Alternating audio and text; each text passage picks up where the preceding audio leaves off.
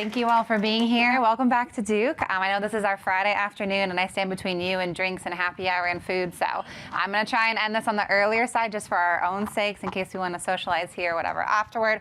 I'm super informal, so please feel free to interrupt me at any point. This goes for online attendees as well. If there's a question, I talk really quickly, so if you need me to repeat something, please also just raise your hand or holler out, and I'm happy to take interjections at any point. So I'm a social and a developmental psychologist here at Duke. I've been here for 7 years. I just earned tenure, so that was actually the first time someone's called me an associate professor, which is weird. It's not technically until July 1, but the Board of Trustees just signed off, so I'm official now, I guess, as of July 1. So I'm going to be talking with you today about a lot of the work that I've been doing in my career over the last couple of years, which is really fueled by all of my students here at Duke. Going over a lot of different type of topics. But before we kind of get started, I'd like to just warm up your brains because what I go over today might not be applicable to some of you based on your own identities or demographic backgrounds. But when you hear the word identity, what does that mean to you? If anyone just wants to sort of shout out what identity means to them. Sense of self, okay. Anyone else? Labels we use. Labels we use and what? How you show up. What type of people you want to associate with, so there's group membership, okay? Any other thoughts on what identity? How others perceive you. Yeah, you're all great social psychology students. So we're going to go over a lot of that today. I first wanted to start as needed to say thank you to all of my collaborators, my funding sources. There's a lot of offices here at Duke. I will be showing you some new data. I've been working with Duke since pre-COVID, looking at same-race and cross-race roommate relationships here on campus. So I'll be showing you some of that preliminary findings today.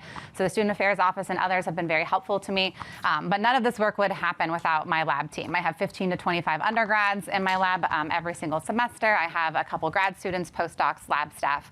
So it really takes a village truly for the work that I do. So to get you all kind of in this mindset of thinking through how you should sort of be processing this talk today, you can imagine you're all this stickless person, maybe at a random Women's Weekend event, and you're meeting someone you maybe remember. You're like, do I know you?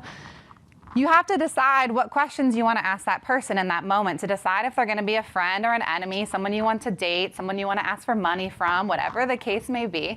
And those contexts are going to shift what you're going to see in this other person in that moment. And that's something that I'm really interested in, is these social perceptions we have on others. And once you learn something new about someone else, especially if it's something you can't see about someone, how does that shift those expectations in that social moment? So the context is really important for all of you to consider. There's the context of all of you sitting very nicely, following your norms in this room. But there's also the context of if we were all at happy hour right now, you would not be sitting this way, right? And you might have different types of questions. You might be more willing to ask certain questions in a happy hour environment versus in a nice formal setting like this. The other definition of context that I use a lot in my work is the previous context we all came from. The socialization we all received on who it is we're supposed to like, who it is we're not supposed to like. Socializations about our own self-esteem, who it is we think we should value about ourselves. So those are the two definitions of context that I'd like to look at a lot in my work. Social identity, we did this warm-up exercise already. Identity is really complicated for some of the things that you all brought up already, in that it's not only how you personally identify, right? It's not what it necessarily just means to you, but we all have these interactions with our world, right? So these perceivers are often giving us these feedback loops constantly, reminding us of why our identity is important to us, maybe reminding us why we're devalued in a given society or context. And so all of these things are constantly interacting with each other in every single social setting that we're in. You have to consider the context you're in. You consider your own identities you have, your identities you don't have. But most importantly, you're looking at how are those outside people perceiving that identity? Are they valuing you or not? So my lab, the Duke Identity Diversity Lab, focuses a lot on these questions, particularly looking at racial and ethnic minority populations. We're extending into sexual and gender minority populations as well, if anyone has questions on that. But we really try to take a lens trying to give a voice to underrepresented groups and populations, which is why I attract such a large, diverse group to my lab here on campus. So to give you some framing from where we come from in psychology, social identity theory is this long-standing theory in psychology that basically argues the way we learn about ourselves is by thinking of our in-groups versus our out-groups. People who are like us versus people who are different from us. The simple dichotomous two-choice, you're either like me or you're not. You're my friend or you're not. This is a really easy way to think about identity, and it's what's been studied for probably 70 years in psychology. But I've been really trying through my work over the last 10 years or so to really push researchers across all fields, not just in psychology, to really think about the fact that we have a multiplicity of belonging. All of you in this room have multiple identities. You're not just women here at Duke Weekend, you're Duke alums. Some of you have careers, some of you have kids, some of you have other aspirations in life. whatever it may be, you all have multiple selves, and yet most of our research only recruits women to study women, but ignores the intersectional facets that each of you are actually possessing inside of you. Now, this makes research much more complicated. You need larger samples. It makes your research take longer. It costs much more money. But to me, without considering this multiplicity of belonging, we're not getting the full picture about anyone's identity experiences at all. And in fact, it makes a lot of your own identities invisible to others. And we don't understand how those identities are actually functioning in our lives if we're not looking at both race and gender simultaneously at the same time, for example. To give you some framing, just looking at racial and ethnic demographic projections here in the US, this is stuff I'm really obsessed with. This is from the US Census Bureau on how they're projecting our populations to be changing based on race and ethnicity through the year 2050.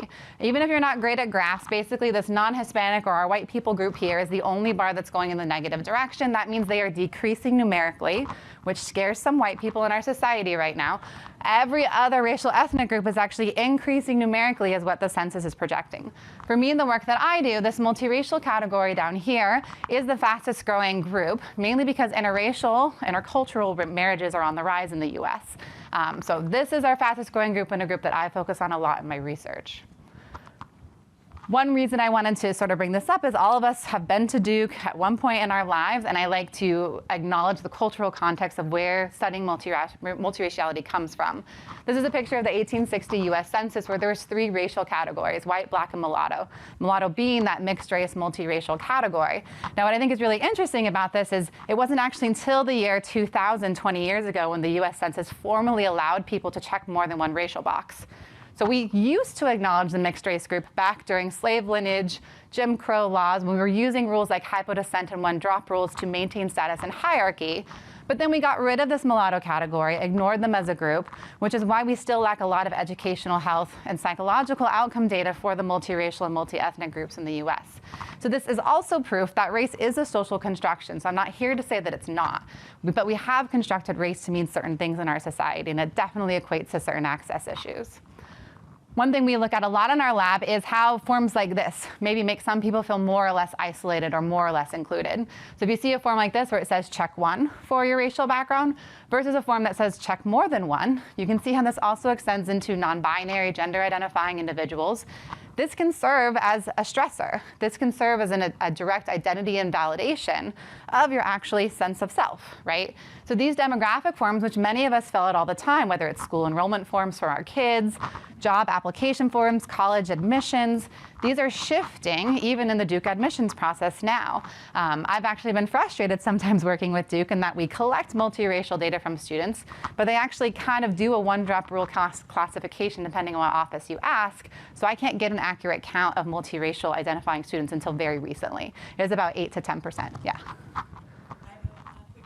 The question, just to repeat it for those online who might not have been able to hear, just to summarize it very briefly, is are there other kind of categories? Has this type of categorization been happening over time, just with other groups not outside of race? And the answer is yes. We as humans love socially categorizing each other, and that's why demographic forms actually bother so many of us so much, is because we don't want to just fit into one box, but our social worlds are so complex that we have to use groups in order to create our in-groups and out-groups. You can go all the way back to hunter and gatherer days, right? In determining who's doing what tasks, right? So this kind of categorization process has always existed. What I think is different than just hunter-gatherers is some of the stereotypes and things like that that end up getting associated when you construct certain groups and what they mean. That devaluation, I think, can vary based on historical contexts, who has power, those kinds of things, I think, can vary it a little bit. Other questions so far? Yeah, so for those of you online, this is really just showing you race. You can see ethnicity actually hinted on here, right? Korean, Vietnamese are ethnicities. You would say the racial category is Asian there. We're actually doing some work in our lab right now. I'm not showing you today, looking at whether the Hispanic designation is included in a racial option versus a separate ethnicity option. We're doing this with young kids, 9 to 14-year-olds and their parents, and actually seeing how that change in form is shifting their sense of inclusion. And it turns out our kids in particular are very impacted by Hispanic not being included as a racial choice for themselves. Their parents from a different generation seem much more open to having Hispanic listed as a separate ethnicity, but you're entirely right that once you start including these other ethnic factors, we do end up still having to group people together for data purposes, right? But there's way more differences within our racial and ethnic groups than between them generally, so. The reason I study all of this, my positionality statement is I'm what I call a me searcher. So I'm biracial. I know some of you are like, whoa, she has a black dad. She looks white. I'm well aware of that. I have looked this way my whole life. I promise you he's my dad. People often are like, well, is he a real black person? And I'm like, what does that mean? I don't understand. But for me, growing up in an interracial household, my brother, as you can see, looks more typically racially mixed than I do. We were socialized differently. I was prepared for things I would experience as a woman. He was prepared more for things that black individuals are going to face in their life, right? We had different socializations, even though we grew up in the same family structure. I grew up also seeing how differently my mom versus my dad was treated on a daily basis. My dad and I were accosted all the time across my childhood with people thinking he was kidnapping me, raping me, whatever the case may be, because I don't match what he looks like. So my own lived experience is really what's fueled why I'm so interested in these visible and invisible identities, and what happens when you learn something new, such as this. Does that make you all think I'm more credible or less credible now? This is actually a big reveal I do in lots of my classes here at Duke, after ad drop is over, of course, to then see what students think about me and the content that I've already shared with them, and some of their perceptions stay the same and some of them change. So I'm just really interested from this angle on what makes race this particularly powerful category, but as I mentioned, we're studying this in other facets too. We recently just did a documentary screening. I'm hoping this will be out nationwide on PBS soon, so I can keep you all posted.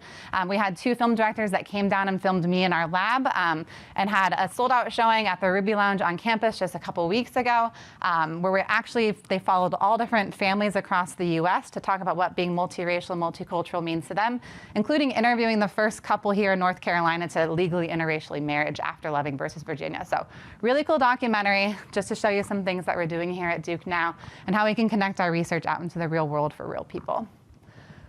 This is pictures of my lab, just to also show you this context. Contextually, maybe Duke looks a little bit different to you than when some of you are here.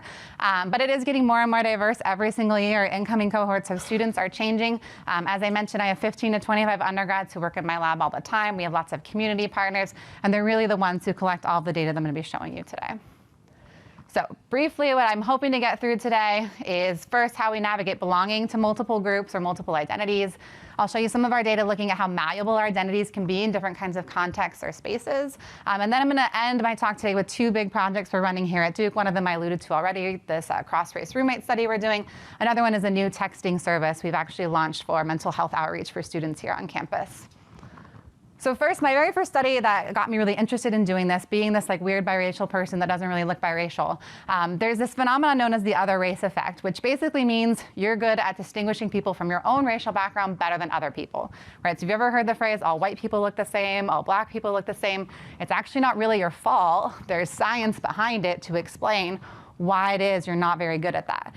It's because you haven't been exposed to a lot of people, which again, you can put blame wherever you want, but you can shift this other race effect tendency. If you have more diversity, exposure, and content, you find that people can actually distinguish people from other racial groups super well. But we live in a very segregated society. So this is one of these effects that has been studied for a long time in psychology. And I learned in a literature review as a gap year after undergrad. I was living in California at the time. But there was not a single published paper with biracial samples at all. So I asked my professor at the time, could I recruit some biracial babies? We ended up recruiting 3-month-old biracial white Asian infants, monoracial or all white infants and all Asian infants, if you want to call them that, to look in an eye tracking study. If you go ahead and start the video, Mark. An eye tracking study where you can see here, this is data from one of the babies. As the dot is getting bigger, that shows you where this baby is fixating. Right now, this is called a habituation phase. So this baby is going to be seeing the same face over and over again until they get really bored with it. What you'll see in a trial or 2 is 2 faces side by side. We look at how long do babies look at the new face versus the face they just got bored with. If babies can tell the 2 white faces apart, they'll end up being attracted more to the new face or the novel face. And so this is a way you can test these other race effect tendencies really early on with pre-verbal infants. And you can see here the baby is comparing the same parts of the face in this test trial here. What we ended up finding in the study is that biracial infants were actually better at this task than monoracial infants. It's not to say they stay as superpowers forever, but they were faster at distinguishing new versus old faces because they're growing up in households with 2 parents who look different, right? These kids were all from 2-parent households. I sadly have very little data of any biracial person growing up in a single-parent household. I don't have any answers for that, but happy to discuss that. But it shows that this exposure to diversity in your home context can actually shift, at least temporarily, across the first 3 months of your life, how it is you're scanning and remembering and processing faces from your own racial in-group versus other racial out-groups. So this is what motivated me to go to grad school. Now I've been doing lots of work, and what I really try to push is that studying biracial, multiracial, multicultural people is really pushing us to think about identity differently, right? They don't fit into one box. We should be more accepting. We should be more flexible. We should be acknowledging that identity is also malleable across the lifespan. Depending on where you live, it's going to shift what you claim. This pushes us beyond the singular identity framework is something that's really my take-home message to all of you today, is to really leave this conference thinking about all the different identities you possess, when you claim those identities, when you don't claim those identities, when you feel safer to claim some of those identities over others. So my work over time has found a couple of main things that I'll go in some other detailed studies. First, we've recruited biracial black-white individuals. We've made them think about their black identity versus their white identity and have them talk to a black versus a white person, and find that if you make a biracial person think of the same racial identity, so me being white, talking to another white person, thinking about my white identity, that interaction is going to go super well. I'm going to smile a lot. I'm going to enjoy it. I'm going to feel really comfortable. But if I think about my black identity and talk to a white person, I actually show way worse outcomes. I don't make eye contact. I'm not smiling. I'm really sitting there nervous and worried about experiencing prejudice from this white person. So this was the first data to show that for biracial people, you can literally force them to code switch, and it'll impact how they're experiencing different diverse spaces. Also showing that they might have a benefit, right? That if they can turn on certain identities and turn them off, it might give them an advantage in certain diverse contexts to be able to navigate those things and code switch more effectively there. We've also done similar work with biracial kids. In this study, we recruited both black, white, and Asian white identifying children.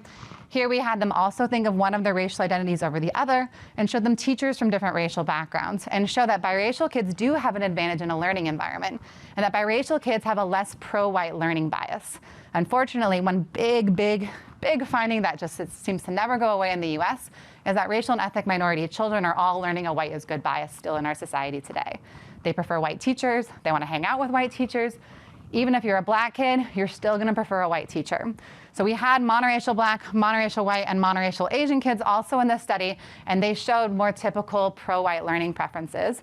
But our biracial kids were willing to learn from white, black, Asian teachers all equivalently. So you do find this more flexible thinking about race and group membership for our biracial kids. The other study I wanted to highlight briefly is that we've also shown that reminding people of their multiracial identities, which we've extended and replicated with monoracial people too, if you remind people about their flexible racial identities, it also boosts your creativity and problem-solving abilities. I'll show you some data with 6-year-old kids in a second that shows this, but giving you a reminder that you have flexible selves literally allows you to see the world differently. You can solve random word problems better. You can approach multiple choice questions with a more expansive mindset. This we've done just reminding all of you about your multiple identities. You would then also be better at solving these problems, at least temporarily on an exam. So the quote that would kind of frame today's session that all of you signed up to come to on your wonderful Friday afternoon is the following. And I didn't pick this quote for this session, so good job to the organizers for doing that. I have a different quote by the same person to end my presentation today. But you can see here that the quote, the theme here is that being constantly encouraged to pluck out one aspect of myself is threatening, right? You don't want to pick the wrong thing about yourself. You don't want to display yourself in the wrong way. Well, one common thing we see across a lot of our work, regardless of what population we're studying, is these experiences of identity denial or identity questioning is what tends to frame our sense of self the most, right? Those of you in this room who have experienced more identity denial, someone telling you you're not good enough to do X, you're not black enough, you're not strong enough, you're not experienced enough. Whatever the enough is, that's an example of identity denial. The more you face that, the more trouble you're going to have with your self-esteem about that aspect of yourself. Same thing with identity questioning. These are those questions I got growing up. Are you sure your dad's black? Are you sure he's not the milkman? Right? Those kinds of questioning where they're not telling me I'm not black, but they're like, I'm not sure you really know who you are, right? Both of these are going to have the same negative impact on you across your life, right? And so I want all of you to sort of self-reflect on how often you've experienced things like this. And how did that circle back inside of you internally? For me, studying multiracial and multicultural populations gives us a very unique opportunity to understand how these experiences can actually impact us psychologically and biologically. So in a study we ran here recently, this is my former postdoc who's now a faculty member at Northeastern University in Boston, We recruited 121 biracial people and 126 bicultural people. These were Asian Americans. Psychology research has long shown that Asian Americans often face a common identity stressor. And this is they're being confronted in society saying, oh, are you American? Do you speak English here? They're assumed to be foreigners. This has been studied a lot with that population, but not as much with biracial populations. So we recruited these two samples. I had a research assistant team, again, where I love my undergrads. They had to do this really horrible, mean thing. I promised I had IRB approval. Everyone got paid. You imagine you're a biracial, white identifying person with something else. That was the requirement to be eligible. You didn't know it was because you were biracial that you were recruited for the study. You thought it was a health study. You're about 45 minutes in. You've given us some saliva samples because we wanted to measure cortisol, which is this common saliva measurement for stress in your body, right? So when you experience stressors, your cortisol should go up. This is one of our participants. I'll show you his video right now. He is white and Latino identified, one white parent, one Latino identified parent. You'll see one of my white research assistants, an undergrad here at Duke, come in and say, you're supposed to be white to be in this study, so I basically don't understand why you're here. So I know, you're all like, oh my God, Duke's so mean. I promise you, everyone felt good about it, but Mark, can you go ahead and play the video?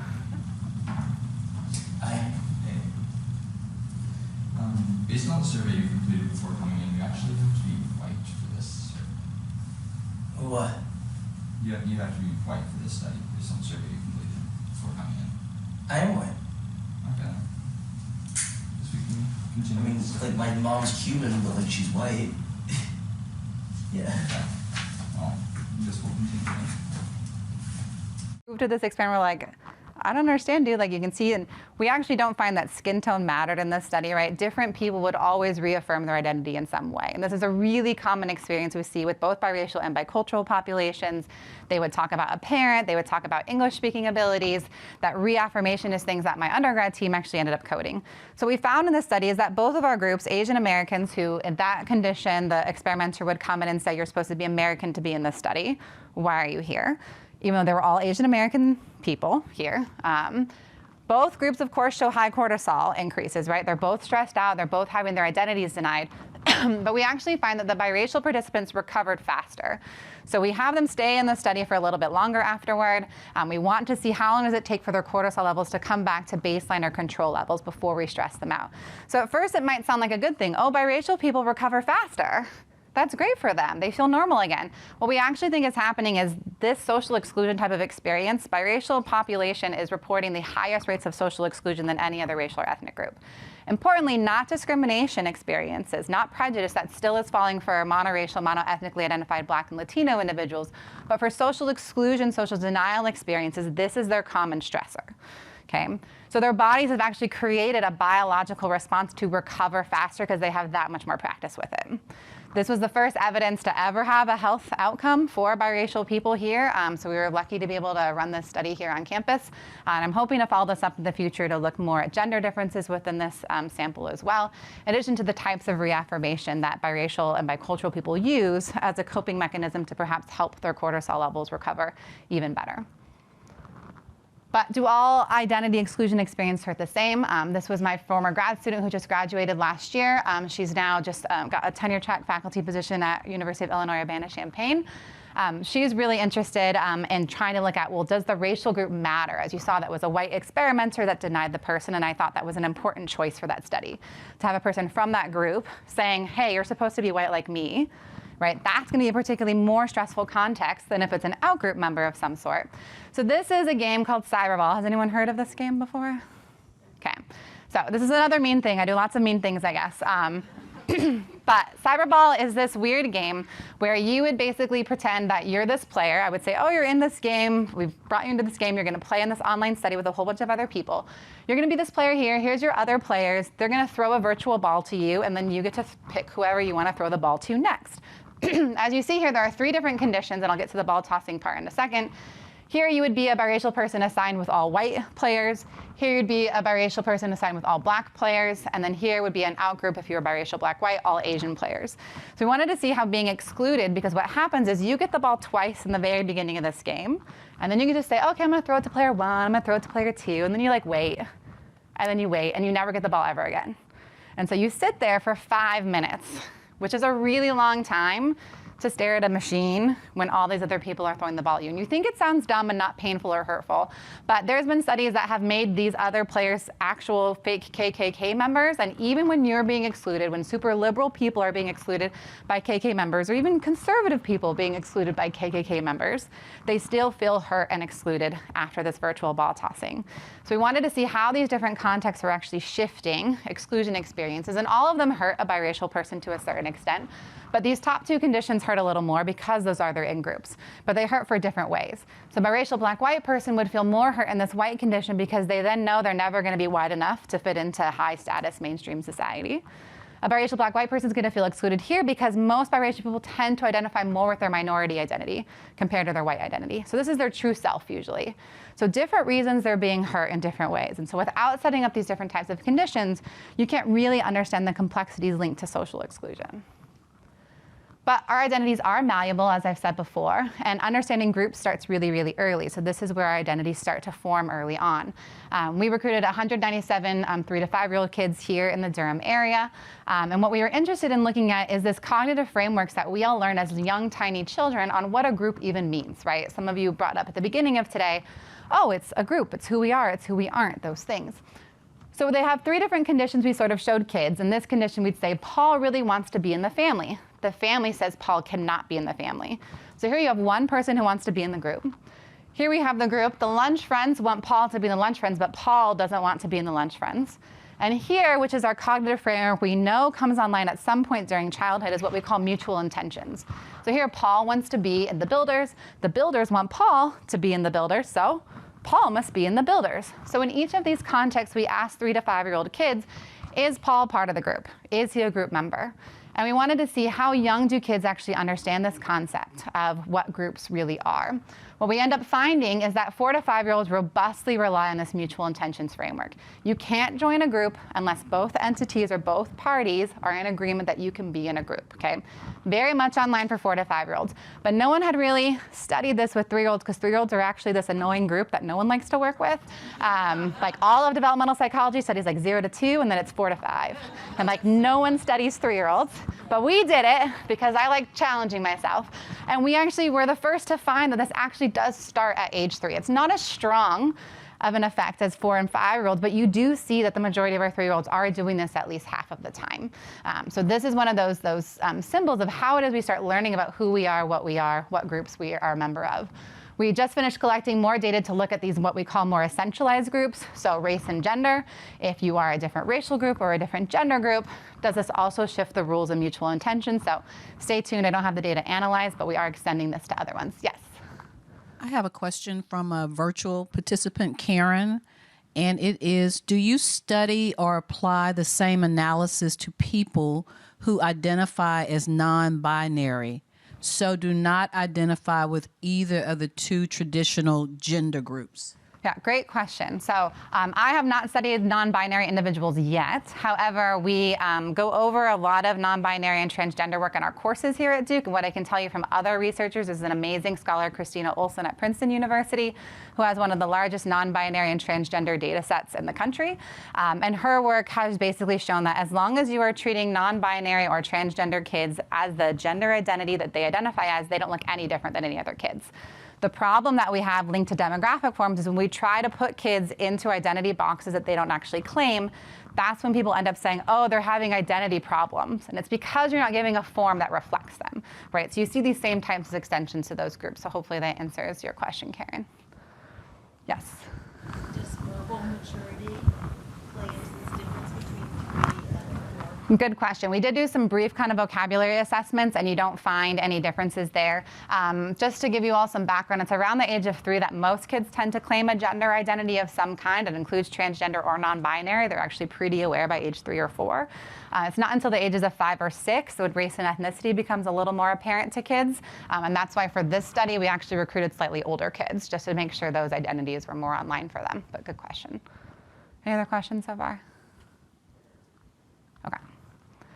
So I told you before there was going to be this multiple identities manipulation with kids. So all of you, even if you're not multiracial, this study is for you.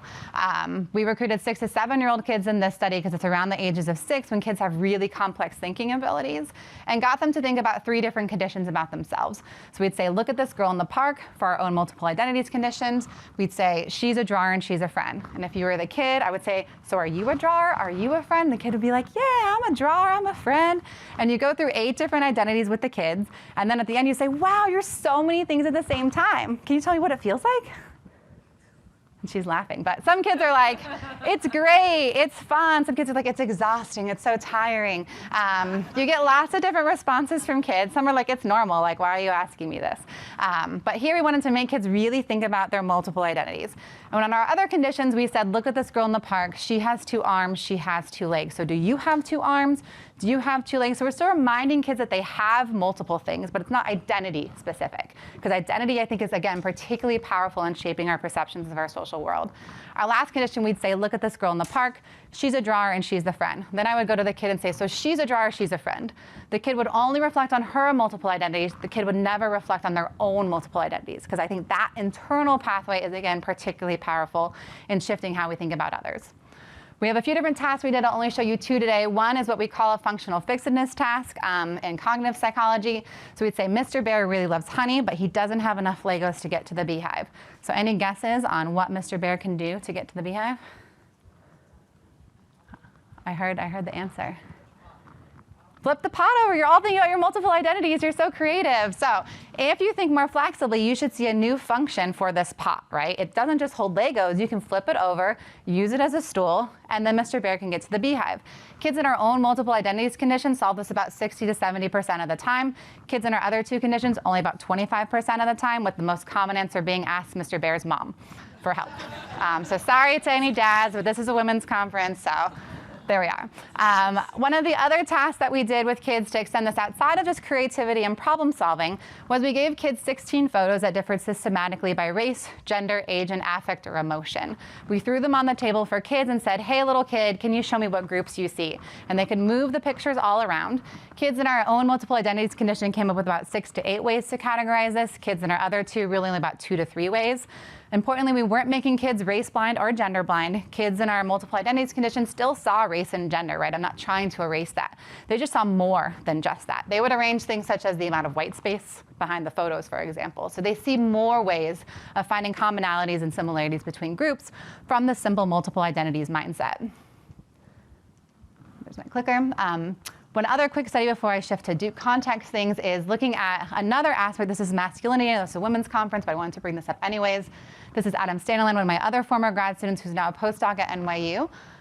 He was really interested in this aggressive cognition behind the flexibility of certain gender identities. So we've been looking a lot at flexible and fragile aspects of masculinity and why some men, but not all men, tend to respond aggressively, right? When you all think about the mass shootings we see in our society, most of them tend to be young men, right? And they're young men struggling with some aspect of their identity, some aspect of their self, and they've chosen aggression as an option to reassert that manhood.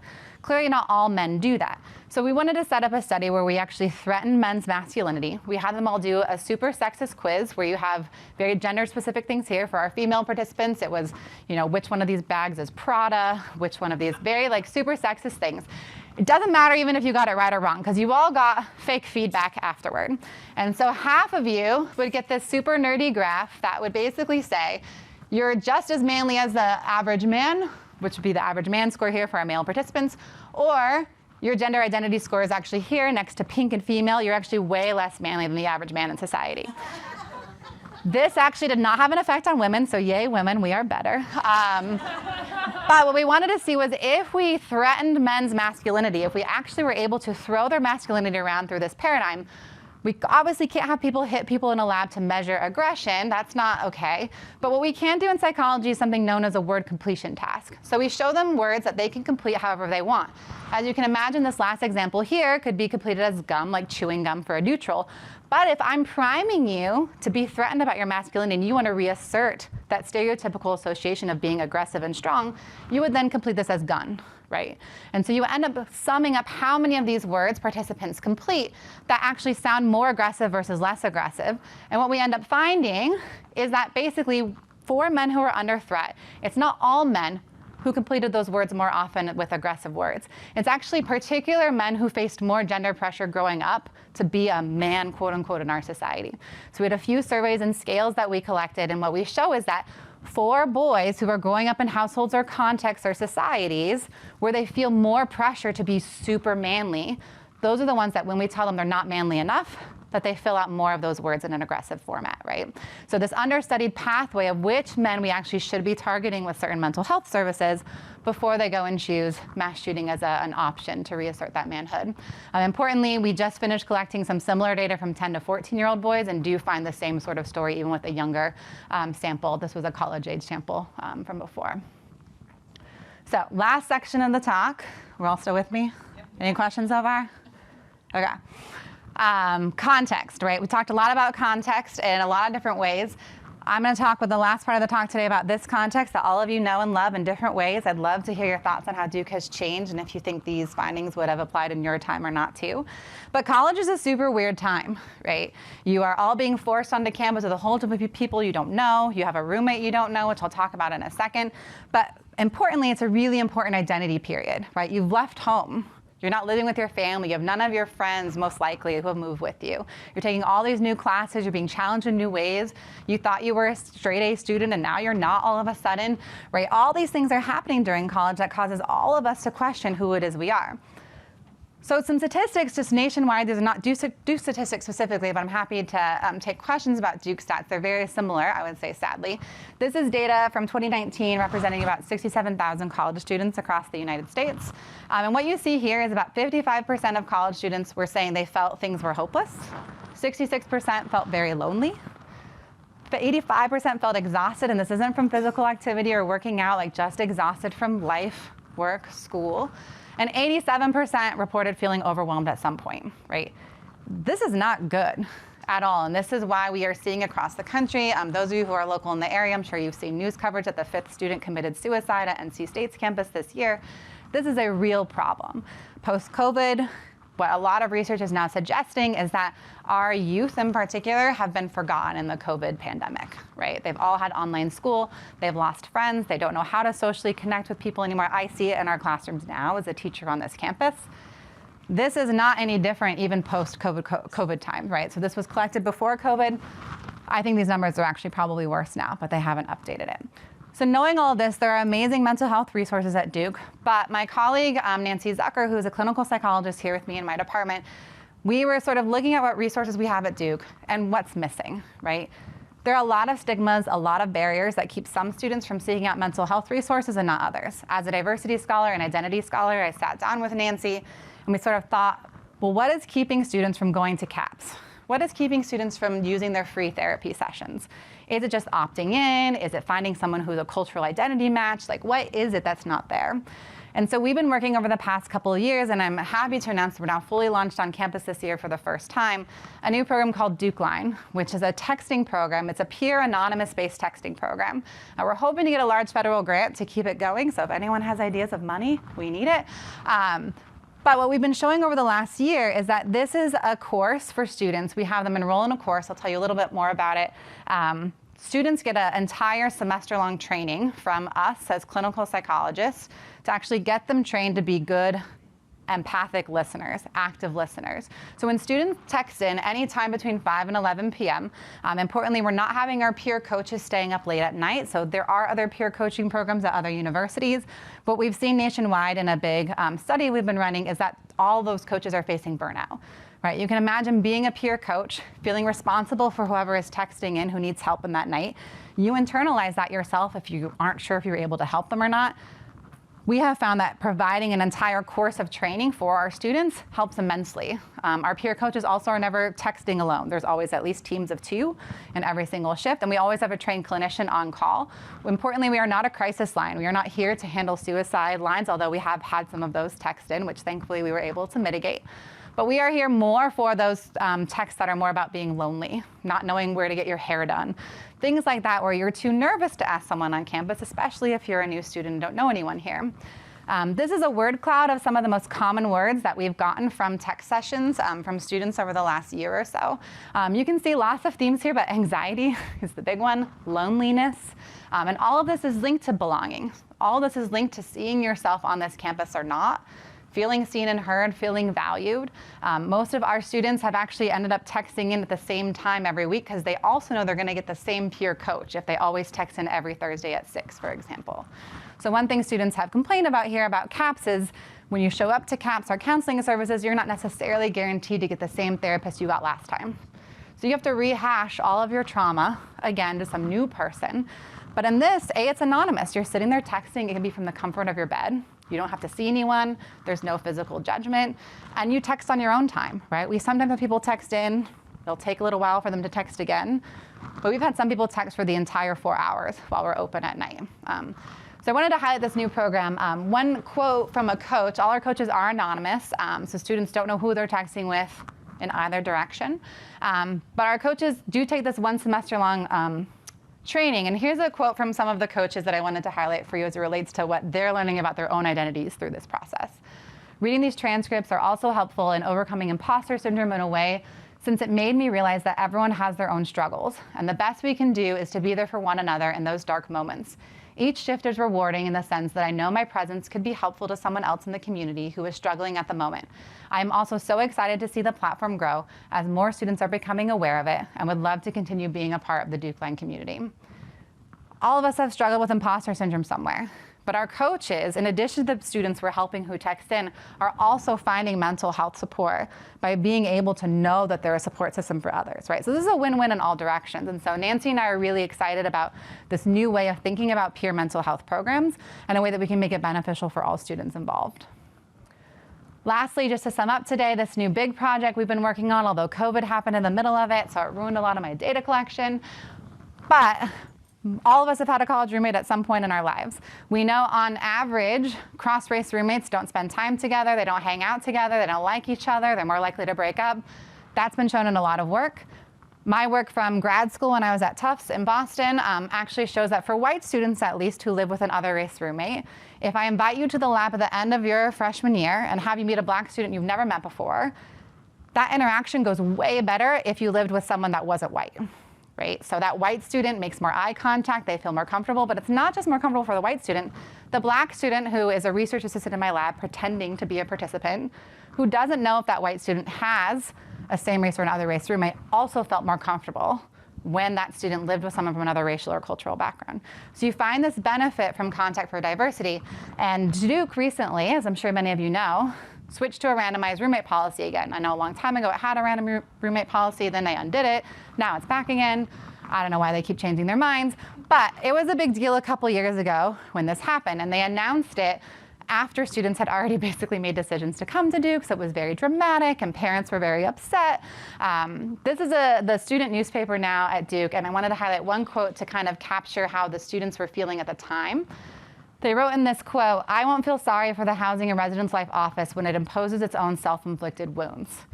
Students were furious that Duke was taking away the autonomy of students to make a choice to have their own roommate, just for their freshman year. Students could choose to live with whoever they wanted in year 2. It was just year 1, unless you're an elite athlete on campus, where you would be randomly assigned. So what we ended up finding was that it's really upperclassmen who cared. The underclassmen actually didn't care so much at all, and neither did the incoming cohort except for the first year, just because they didn't know it was going to happen after they had already sent in their acceptance. So Duke came up to me and said, "Hey, we heard you did some roommate stuff back in grad school. Do you want to collect some data?" And I was like, "Yeah, I'm a poor researcher, so what can I do?" So we ended up trying to follow these 2 cohorts of students. The class of 2021 still had a choice to choose a roommate or they could be randomly assigned. The class of 2022 was the first guinea pig class of a completely randomized roommate policy, at least in modern Duke history. So we've been trying to assess them, and of course, COVID hit in the beginning of this, and so it stopped our longitudinal data collection since there were no roommates. But what I'm going to show you is some other data from right before COVID, which is the data we're trying to analyze now. This graph is a little messy, but this is for students who are here at Duke 2013 to 2017. These are students' self-reported scores for how much they feel they relate well to diverse others, identifying moral issues, thinking creatively or critically.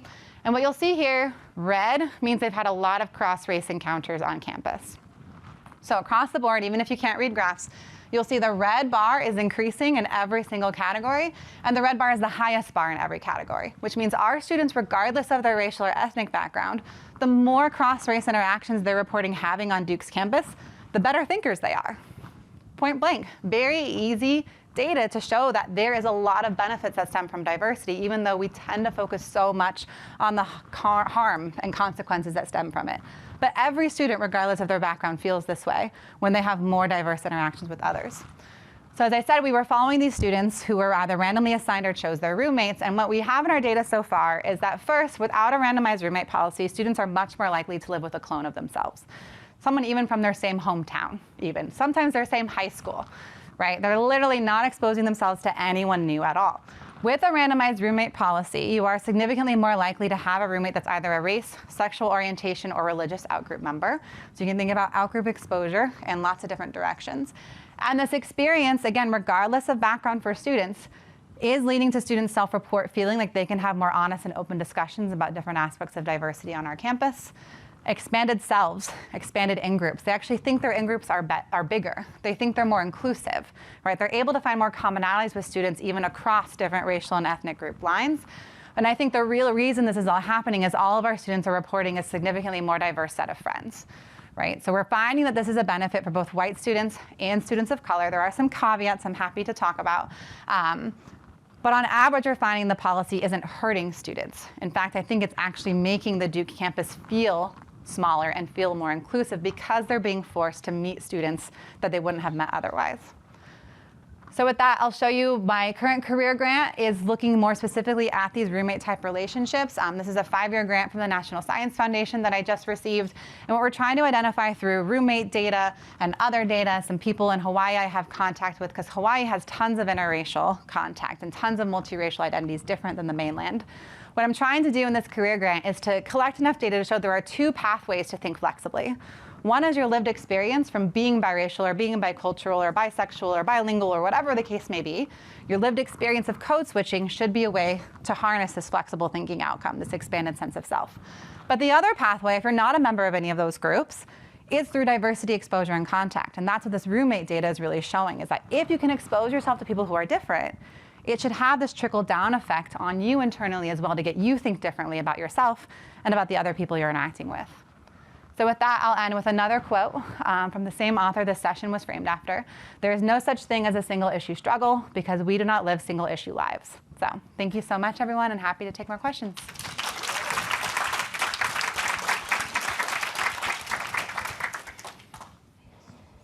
Yes.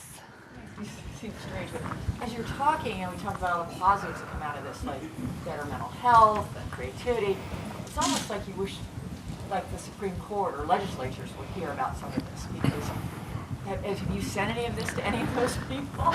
Yeah, so there's a colleague of mine is working on legislation with, not the Supreme Court, they're a little hard to get to these days, but with, starting with National Science Foundation and NIH is actually where a lot of social scientists are starting first. And the question for those of you online who couldn't hear is, are you taking this to Supreme Court, places where this matters to create change? What we're finding is it's even hard just at NSF and NIH, which are entities you would think would care about proper demographic forms. That's been a real struggle for us to even get them to acknowledge sexual orientation, for example. They're still not documenting that at all. They're just now starting to consider a multiracial category, and the counting of Hispanic ethnicity is still an issue on those platforms too. So our view is if we can't get the federal scientific entities to move, it's going to be a lot harder to move something like the Supreme Court, but that is the ultimate goal, right? I have some other data that actually shows the diversity of a group can actually decrease conformity in decision making. That's stuff that did make it up to a couple kind of federal boards at one point. Obviously depends on who's in political power and how diverse those sets are, but my research would suggest that the more diversity there is in a room, the less likely there is for you to agree to something that you probably shouldn't be, right? You're gonna be more willing to not doubt yourself and speak up for your own beliefs. So those are some other ways we're trying to get stuff out. So thank you for that question. Other questions? A question. Okay.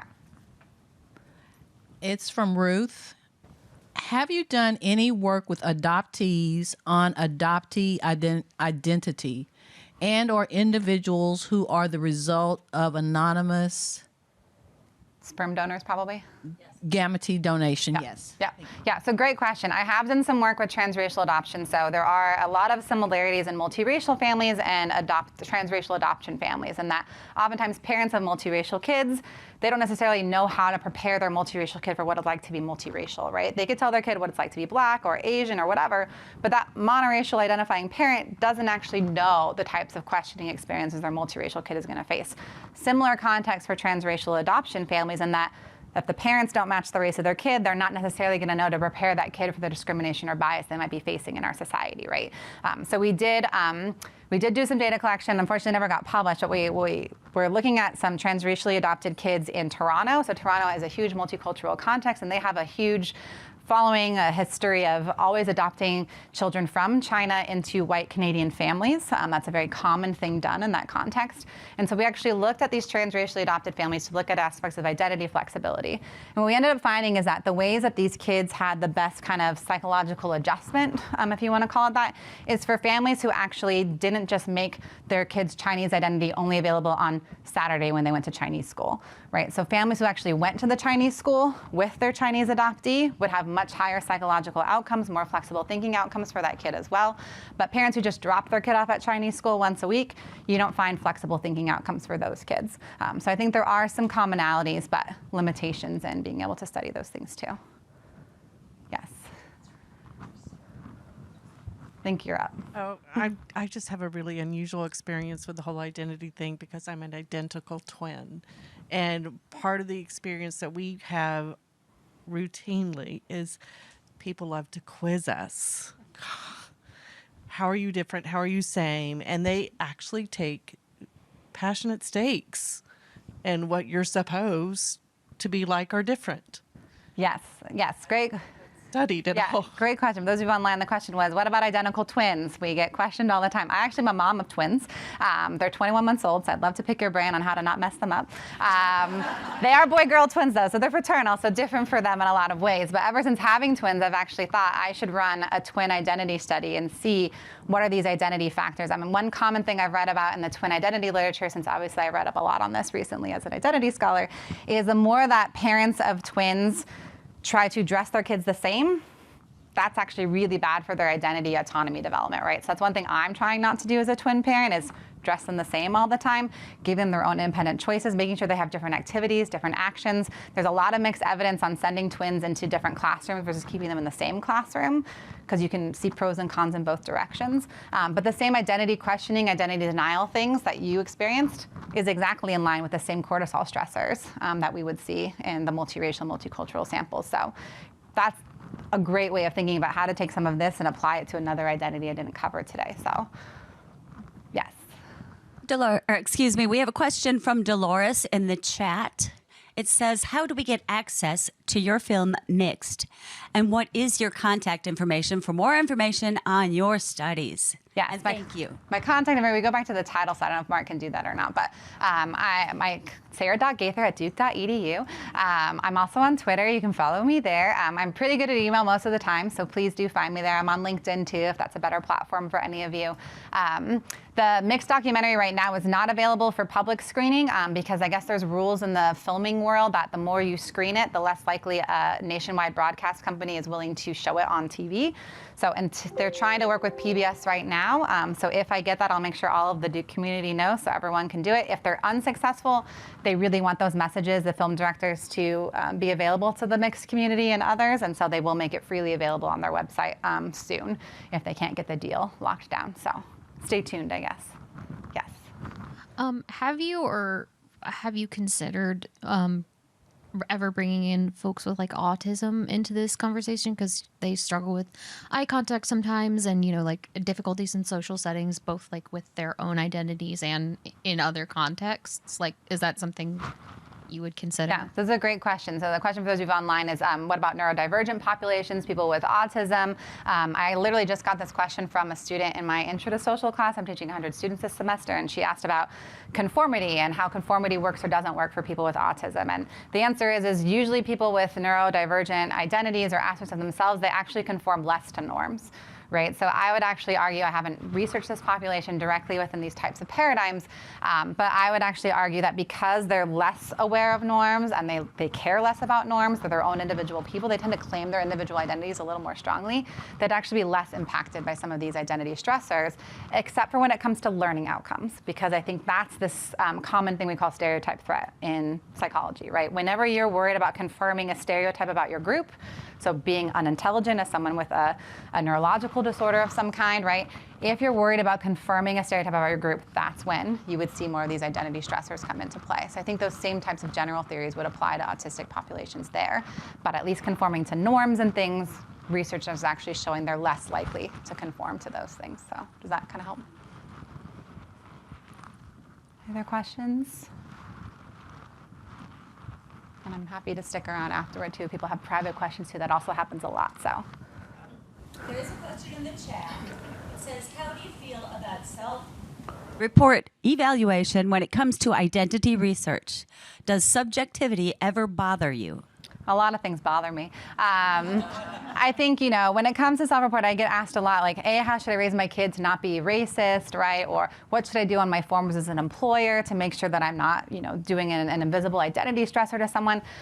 My number one answer is always exposure to people who are different is the best way to change all biases. So for how to make your kid not racist, take them to places, have them meet new people. If you don't live in a place that's diverse, there's tons of media that they can watch and become engrossed with. There's pen pal programs where you can actually pair your kid up with another kid from another culture or another country, and they can actually form long-standing relationships with people who are different. Right? There are options for you, even if you don't live in an environment where you don't think there are options. When it comes to forms and I'm bothered by a lot of things, but most forms need to have options, right? So having a write-in option, I think, is the most inclusive way. I personally don't like the word other, but that's what a lot of forms use. Some people like the word other. It's just not a word for me. I think it otherizes people. But having a write-in option for identity, something that's not listed above, something else please specify, I think is the best way to make sure your forms are inclusive. Now, as a researcher, that makes it really hard for me to then figure out how to categorize you. So that's why we have all these fixed forms, is because as scholars, we have to have data points. We have to group people somehow, which is why we group all Black people together, knowing there's lots of differences on whether they're Caribbean or Haitian or slave lineage or not. But we group them together because we need power statistically, right, to assess these questions. But from a form standpoint, that's what I would say, is to always have some sort of open-ended option for people to be able to freely express themselves.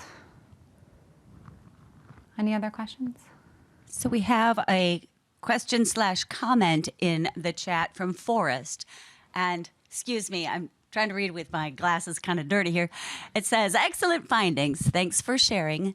Now, to what extent are they being applied for further research? For example, any research on career outcomes, attainments, happiness, chosen paths, etc., of people with multi-ethnic racial identities or experiences. I am thinking along the lines of what you presented about Duke students with a randomized freshman year roommate and their improved measures on the variables selected for study. Yeah, great question. So I think my short way of answering that is, at least regarding multiracial people, there's very little job career aspiration data out there. It's not a group that's usually included, or people wrongfully count them into monoracial groups, right? So we actually don't know a lot about career outcomes for multiracial people. There are a few studies I wasn't a part of that shows that multiracial people tend to be really good interviewers, because they can code switch between multiple identities and try and read the room a little better, but they can also be really bad interviewers, and that some expectations of multiracial people in job interview settings is that they're identity confused and cold and don't know who they are. So that can also backfire with self-disclosing your racial identity in job interview context there. Regarding the roommate study, I actually really wanted to, you're all alum in this room, I really wanted the Duke Alumni Association to let me contact people once they graduated, and they told me no. Because they wanted to protect all of your identities. And I get it, but that was my goal, was to sort of see how students who have these more diverse experiences on campus, does it translate into the types of jobs they end up having? Does it end up into how much money they're earning? There's actually amazing work in economics that show that the more diverse a leadership board is in a country, the higher GDP is in that country, right? So there is other evidence to suggest that more contact with diversity can also equate to these monetary outcomes for you, right? Because again, you're gaining these skill sets, you're learning hidden curriculums and how to approach spaces, but there's not direct data that I know of that is linked to that. We do know people with more diversity exposure are better problem solvers, critical thinking skills, they negotiate better, so that's one thing that could help you with job outcomes. So those are some of the things kind of related to that we're seeing in the data right now. Any other questions before we wrap up? Are there similar correlations you may have seen or are aware of when it comes to speaking multiple languages? Yeah, so the question for those of you online is if there are correlations for multilingual people. The answer is sort of yes, sort of no. It's really mixed evidence. There used to be a lot of work suggesting that being multilingual meant you were also a better problem solver or creative thinker. That's been sort of debuffed recently with some recent data, and that it actually matters how long you've spoken both languages. There's a lot of contextual factors that link to it.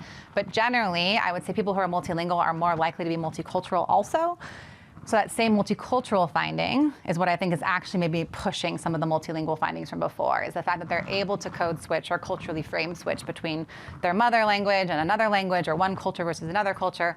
There's been some cool studies that actually show for students who study abroad, when you study abroad and when you come back, you're temporarily more flexible too, right? So that experience of living in another culture, even if you're not multicultural yourself, when you come back, you're able to more flexibly think, and often that's equated because of language exposure and things of that sort too. So. Great question and extension.